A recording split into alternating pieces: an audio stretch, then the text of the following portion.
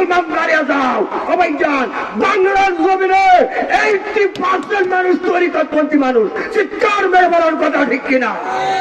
80% তরিকতপন্থী মানুষ থাকতে অল্প কয়েকজন নাস্তিকেরা মাজার শরীফে আঘাত করে, তার মানে বোঝা গেল কি তরিকতপন্থীদের ঈমান দুর্বল হয়ে গেছে।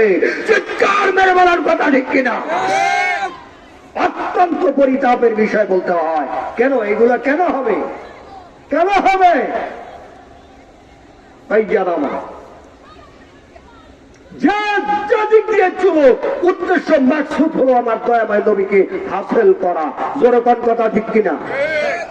নিষ্পাপ হয়ে দুনিয়া থেকে কবরের জমিনে কিভাবে যাব? আল্লাহ আল্লাহ রাসূলের নৈকট্য, আল্লাহর পরিচয়, ইলমে মারিফাত কিভাবে হাসিল করব? সকলের উদ্দেশ্য একটা। জোরকন কথা ঠিক কিনা?